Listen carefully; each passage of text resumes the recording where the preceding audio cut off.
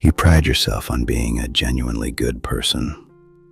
You define your entire identity by your unwavering willingness to help those around you. When a colleague is struggling with a deadline, you instantly sacrifice your own evening to assist them.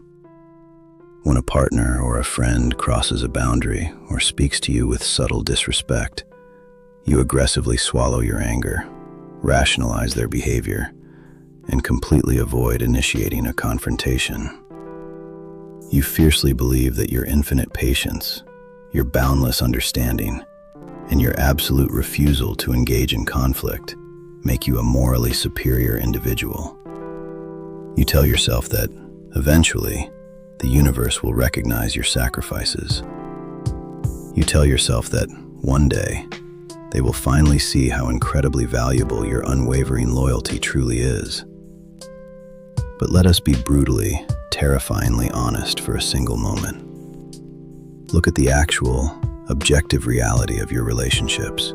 Are you profoundly respected for your sacrifices? Or are you consistently, ruthlessly taken for granted? When you critically need support, does the same crowd that eagerly consumes your energy suddenly vanish? Do you frequently find yourself entangled in agonizing dynamics with individuals who are incredibly demanding, aggressively critical, or entirely self-absorbed, leaving you feeling utterly exhausted and completely invisible? You believe your chronic kindness is a magnificent virtue. I'm here to tell you that in the brutal arena of human psychology and social dynamics, your chronic kindness is not a virtue at all. It is a massive, gaping vulnerability. It is a neon sign flashing perfectly in the dark, signaling to every manipulator, narcissist, and predator in your immediate vicinity that you are a highly accessible, completely defenseless target. Society has deeply conditioned you to equate agreeableness with goodness. But the master strategists of human nature, from the ruthless pragmatism of Robert Greene to the profound depth psychology of Carl Jung, understood a much darker, far more uncomfortable truth. What you label as compassion is often nothing more than a profound, paralyzing terror of conflict. What you call selflessness is entirely frequently a desperate, pathetic strategy designed to manipulate people into liking you because you fundamentally believe you possess no inherent value. Today, we are going to violently dismantle the psychological architecture of the nice person. We will plunge into the dark psychology of people-pleasing, exploring why your absolute refusal to display aggression paradoxically guarantees that you will be aggressively abused. We will uncover precisely why Carl Jung insisted that you must integrate the monster living inside your own mind if you ever wish to be genuinely respected. If you are profoundly tired of being the reliable doormat for everyone else's chaotic existence, then sit down and listen very carefully.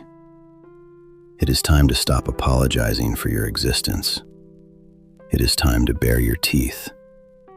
To understand exactly why your relentless kindness so consistently severely backfires, we must first deeply examine the psychological mask you are permanently wearing.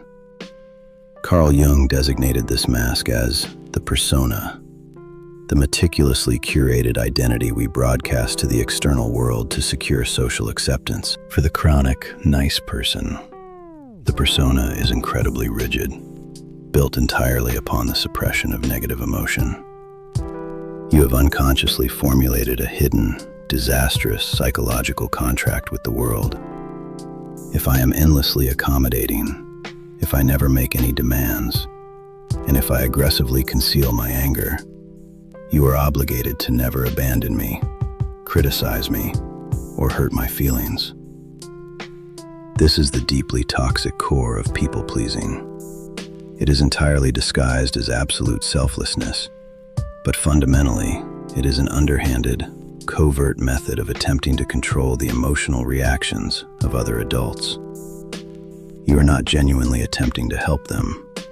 You are frantically trying to purchase a comprehensive insurance policy against their potential rejection. You are actively attempting to bribe the universe with your absolute compliance. Let us strip the romantic, heroic narrative completely away. In a vast majority of cases, chronic kindness does not stem from a profoundly evolved, incredibly overflowing heart. It stems from severe, crippling cowardice. You do not remain silent when someone subtly insults you, because you are operating from a plane of higher spiritual wisdom. You remain silent because your entire nervous system is fundamentally terrified of the intense, immediate friction of a verbal confrontation. You do not agree to undertake the extra workload because you are intensely passionate about the project. You agree entirely because you possess a staggering inability to tolerate the fleeting, momentary disappointment heavily visible on your boss's face when you speak the word no. You have brilliantly rebranded your absolute lack of emotional courage as virtue. Robert Greene, in his clinical examinations of power and strategy, relentlessly exposes this specific fallacy. In the complex geometry of social leverage, an individual who is incapable of saying no possesses precisely zero actual value. If your agreement, your time, and your effort are entirely guaranteed, regardless of how atrociously you are treated, why would anyone ever expend significant energy to earn them? Human beings instinctively respect deeply what is difficult to acquire, and what possesses the very real, dangerous potential to be abruptly taken away. If you operate as an unlimited, free psychological ATM, continuously dispensing validation, labor, and forgiveness without requiring a PIN code of mutual respect, people will predictably drain you until you are completely empty, and they will consistently feel absolutely no remorse about it, because you aggressively taught them that your internal resources possess completely zero inherent value. When you walk into a room, clad entirely in the heavy armor of the nice person persona, you are completely oblivious to the brutal fact that you are emitting a highly specific psychological frequency. You believe you are broadcasting safety and warmth, but to a specific subset of the population, you are broadcasting the scent of fresh blood. In the realm of dark psychology, predatory personalities, narcissists, Machiavellians, and chronic exploiters operate utilizing a highly sophisticated radar system. They are meticulously scanning the environment for individuals who completely lack internal boundaries. They are not entirely looking for weak people. They are intensely looking for people whose strength is entirely chained to their desperate need for external approval. When a manipulator encounters a chronic people pleaser, it is fundamentally a match engineered in the deepest levels of hell. A narcissistic personality is a bottomless, ravenous void that constantly requires external validation, aggressive compliance, and absolute control to maintain its terrifyingly fragile ego structure. They require a steady, unyielding stream of narcissistic supply. You, the chronic people pleaser, are a magnificent, overflowing fountain of that exact supply. Observe precisely how the dynamic initiates. The manipulator will quickly, subtly test your perimeter defenses. They will make a mildly inappropriate joke at your expense. They will casually show up 30 minutes late to a critical meeting without apologizing. Or they will ask for a deeply unreasonable favor. A deeply integrated, psychologically dangerous individual would immediately, aggressively stop this behavior. They would instantly generate friction. They would calmly but firmly state, "Do not speak to me like that again." Or, "My time is valuable. If you are late again, I will depart." The manipulator instantly registers the high voltage of the boundary, recognizes the severe cost of engagement, and immediately moves on to an easier target. But what accurately occurs when they test you? You laugh nervously at the insulting joke to maintain the peace. You aggressively tell them, "Oh, it's completely fine. I wasn't busy anyway," when they blatantly disrespect your time. You eagerly, enthusiastically perform the massive favor, silently hoping they will finally view you as an indispensable asset. In that precise, devastating fraction of a second, you have comprehensively handed them the absolute master keys to your psychological kingdom. You have just successfully communicated, "I am entirely willing to aggressive sacrifice my own internal self-respect to ensure that you do not feel temporary discomfort." From that moment forward, the exploitation is simply a matter of predictable mechanics. The manipulator will predictably escalate their demands, steadily increasing their blatant disrespect. Because you have flawlessly proven that there is absolutely no penalty for doing so. When you eventually reach your breaking point and timidly attempt to assert a boundary months later, they will aggressively flip the script. They will loudly accuse you of being terribly selfish, changing, or acting irrationally. And because your deepest, most paralyzing terror is being perceived as the bad guy, you will instantly collapse, profusely apologize for your boundary, and frantically return to your position of absolute submission, exactly where they fundamentally require you to be. To completely dismantle this disastrous cycle, you must undergo an incredibly terrifying psychological surgery.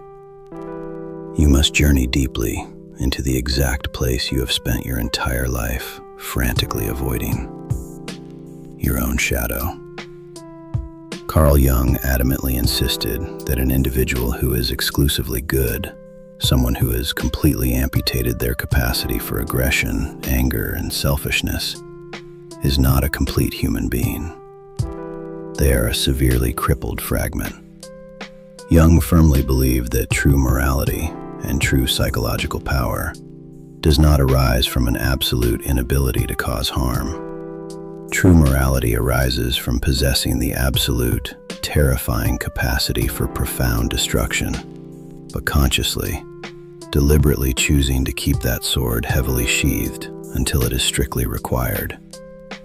Jordan Peterson often echoes this profound Jungian concept by stating, "You should be a monster, an absolute monster, and then you should learn how to control it." When you aggressively repress your capacity for anger and assertiveness, those incredibly powerful energies do not magically vanish. They are violently shoved into your unconscious shadow, and from the darkness, they begin to heavily rot. Repressed anger fiercely turns into chronic, debilitating resentment. You silently, bitterly resent the people you are constantly helping. You intensely resent the universe for its perceived unfairness. You begin engaging in highly toxic, passive-aggressive behavior, giving the silent treatment, or playing the perpetual victim, because you possess zero courage to state clearly and aggressively, "I am angry, and here's exactly why." To truly become a sovereign, impenetrable entity, you must consciously, aggressively integrate your shadow. You must deeply acknowledge and fully accept the profoundly uncomfortable truth. You absolutely possess the capacity to be entirely selfish. You completely possess the capacity to be utterly ruthless. You absolutely possess the right to prioritize your own monumental survival and your own goals above the fleeting comfort of others. Integrating the shadow means actively reclaiming your capacity for targeted, deliberate aggression. It means fundamentally understanding that anger is not a negative, destructive emotion. Anger is the biological, highly tuned radar system designed to violently alert you when your personal perimeter is being breached. When someone profoundly disrespects you, the flash of intense heat in your chest is your shadow screaming, "Defend the territory!" The chronic, nice person aggressively suppresses that alarm. The shadow thinker does not merely listen to it, they deliberately weaponize it. You do not need to become a permanently raging, uncontrollable tyrant. but you must possess the heavily implied, terrifying capacity for immediate, uncompromising friction. When other individuals look into your eyes, they must effortlessly sense an underlying, extremely dense bedrock of potential danger. They must subconsciously register, this individual is incredibly polite, highly respectful, and profoundly calm. But if I attempt to cross them, if I drastically overstep my profound boundary, they will fundamentally destroy my position without a single shred of hesitation. When you successfully possess that integrated, heavily controlled darkness, a miraculous psychological shift occurs. You no longer have to constantly aggressively defend your boundaries, because people will entirely, intuitively stop testing them altogether. Once you have psychologically integrated the terrifying capacity to say no, you must practically implement the strategic ruthlessness heavily outlined by Robert Greene in The 48 Laws of Power. Let us translate shadow psychology into cold, actionable Machiavellian mechanics. First, Greene extensively outlines the absolute necessity of calculated unpredictability. The chronic nice person is entirely, perfectly predictable. If you ask them for a favor, the answer is definitively yes. When you are entirely predictable, you become a profoundly boring, highly exploitable utility. To command absolute respect, you must fiercely shatter this pattern. You must deeply introduce the word no into your daily vocabulary, and you must do so without offering a single, pathetic paragraph of justification. No, I cannot accommodate that. Period. Silence. When you begin to aggressively deny access to your energy, people will immediately be shocked, but they will simultaneously intensely begin to recalculate your massive value. Second, you must aggressively master the law of scarcity. Greene writes, use absence to increase respect and honor. The more you are seen and heard from, the more common you appear. Your ultimate problem is that you are entirely too deeply available. If a friend texts you at midnight with a massive crisis, entirely of their own spectacular making, you instantly reply within seconds. You are aggressively teaching them that your time is fundamentally worthless. You must deliberately withdraw. You must heavily delay your responses. You must become profoundly comfortable allowing other individuals to entirely sit in their own anxiety, without immediately swooping in to rescue them like a pathetic martyr. When you aggressively restrict access to your presence, your input, and your assistance, the specific moments you do choose to provide them become heavily magnified in their intense value. You transition from being the highly expected baseline to being the incredibly rare, highly valued premium. Third, you must effectively learn how to completely survive being intensely disliked. This is the absolute final boss for the chronic people pleaser. Robert Greene understands that securing significant power, establishing impenetrable boundaries, and executing a monumental life path will definitively, predictably, anger a specific subset of people. If absolutely everyone likes you, it is a catastrophic indicator that you are brilliantly standing for absolutely nothing. You must deeply accept the reality that when you aggressively stop serving as the convenient doormat for the heavily entitled individuals in your life, they will actively attempt to assassinate your character. They will loudly call you arrogant. They will call you incredibly selfish. They will forcefully attempt to utilize massive guilt to wrangle you back into the comfortable pen of submission. The master views these desperate accusations not as personal failures, but as the glorious, triumphant sounds of enemy artillery entirely missing the target. Their profound anger is the absolute, definitive proof that your new boundaries are successfully functioning with maximum efficiency. Let them burn in their intense frustration. let them frantically seek out another compliant victim. You are entirely busy constructing an empire. How do we take this terrifying synthesis of Jungian shadow integration and Greene's Machiavellian strategy and aggressively install it in your psychological operating system today? Rule number 1 is the execution of the strategic pause. A massive portion of your people-pleasing is a high-speed, ingrained neurological reflex. Somebody makes a heavy demand, and before your conscious brain can even process the implications, your mouth has already said, yes. You must aggressively break this circuit.